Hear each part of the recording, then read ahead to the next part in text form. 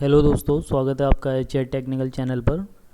कल हमने रीड किया था first topic of life management book से, जिसमें हमने कुछ टॉपिक्स रीड किए थे। आज उसके नेक्स्ट पार्ट पे हम चलते हैं। तो आज का जो टॉपिक है, फर्स्ट टॉपिक है आज का, know the ultimate goal of your life.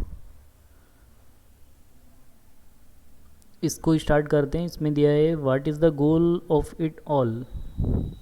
Can senses ever be the goal? Can enjoyment of pleasure even be the goal? Can this life ever be the goal of the soul?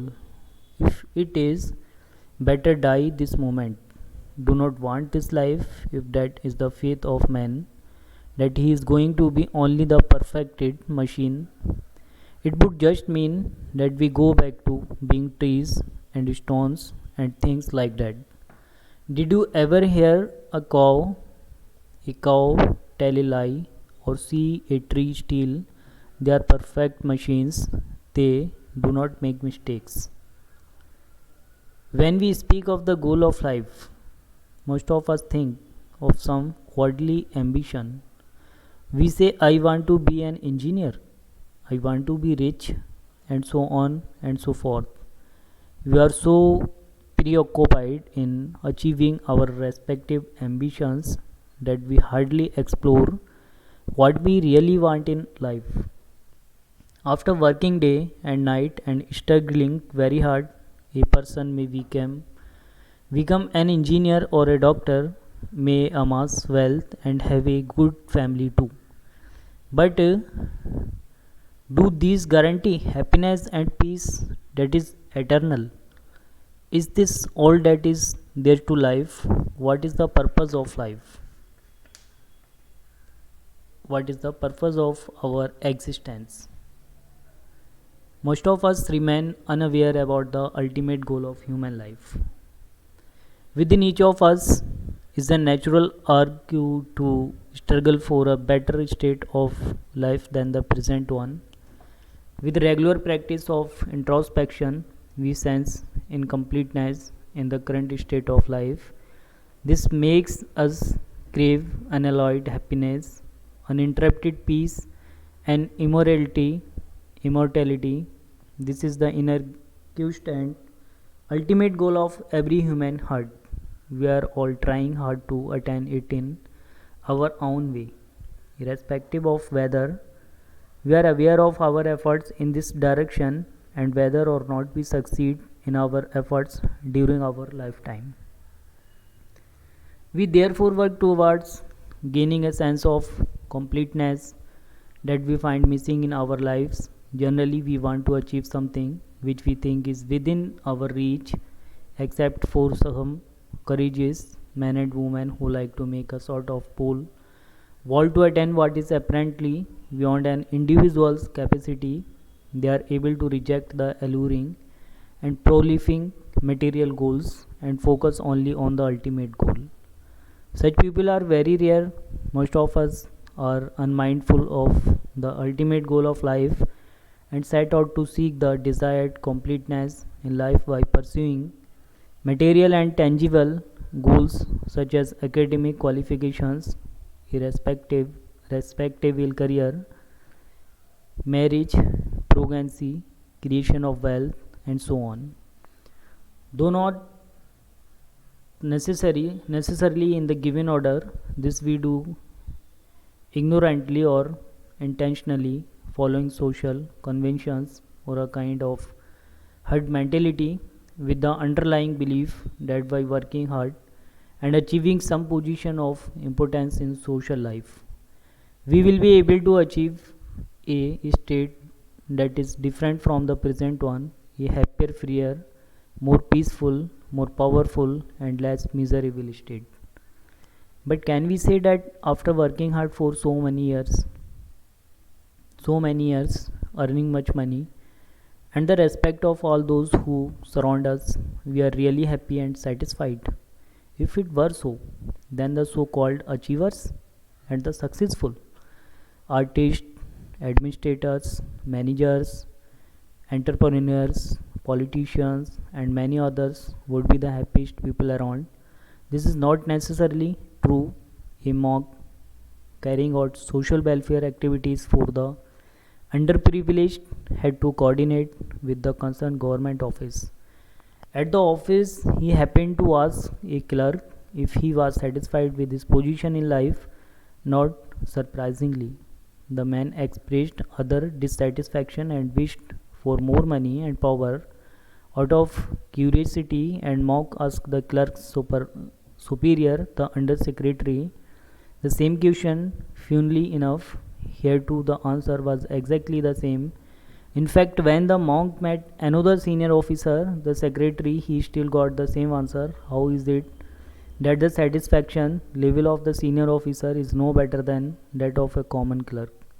What then he has been achieved by studying so hard and clearing the competitive exam for entry into the allowed portals of the prestigious Indian administrative services, or working hard for so many years to achieve the much sought after position of a secretary to the government?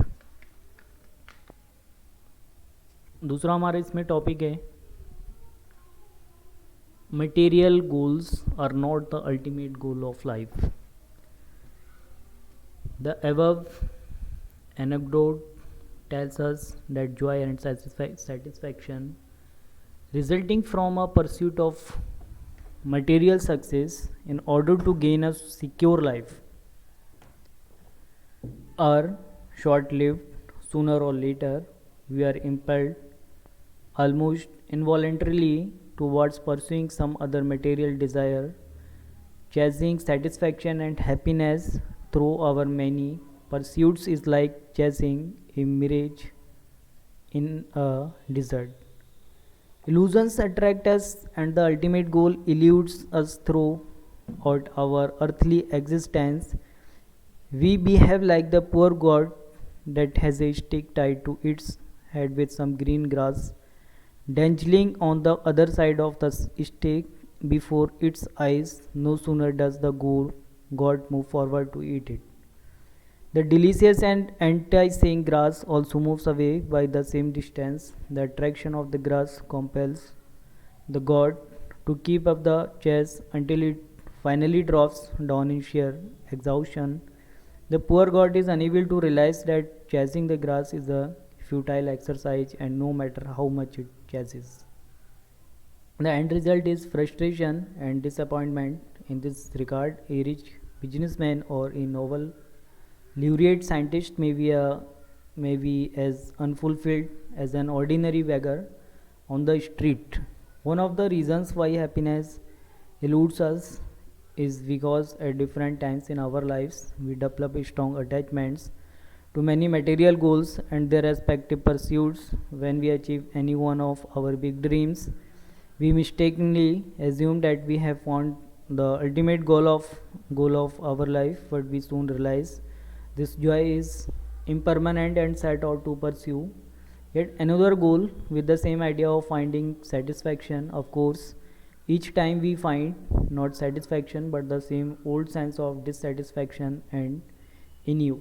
While in junior school, we look up to our seniors and wish to be free and joyous like them. When we reach senior school, we find that life in senior school does not quite match our expectations, and so we then dream of the wonders of college life. Again, college life turns out to be dissatisfactory, and we then dream of making it big in our careers and enjoying heaps of money and power. When this too falls, we turn to wives or husbands and children for succor.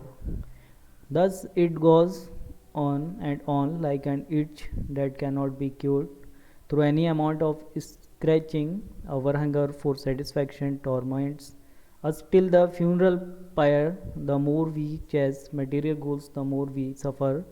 We tend to compare ourselves with those who are better off than us in material comforts. This is the usual cause of our miseries. A person may get a certain job with a good salary, but the moment he sees his neighbor getting even more money, he becomes depressed and gloomy and starts feeling miserable.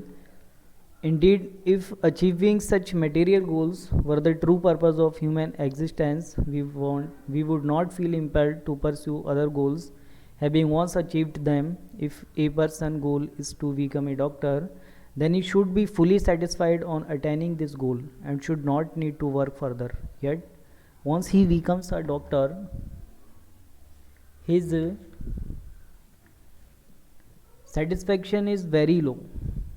Goal changes to that of earning name, fame, and wealth.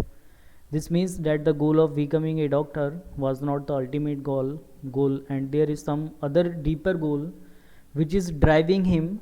The very definition of the word goal means the end of the race. There is no need to run further. A bit of introspection will reveal that behind all our impulses, all our hunger and lust for material objects lies the one true desire for completeness, in other words, satisfaction, fulfillment, or peace. According to Swami Vivekananda, uninterrupted peace is our true nature, and we are all struggling to return to it. People call it by different names, such as God or Brahman or Allah. But whatever the name, it is only this peace that we seek. The moment we find it, all our struggles, all our desires and joys and sorrows come to an end. Thank you so much watching this video. Have a nice day. Thank you so much.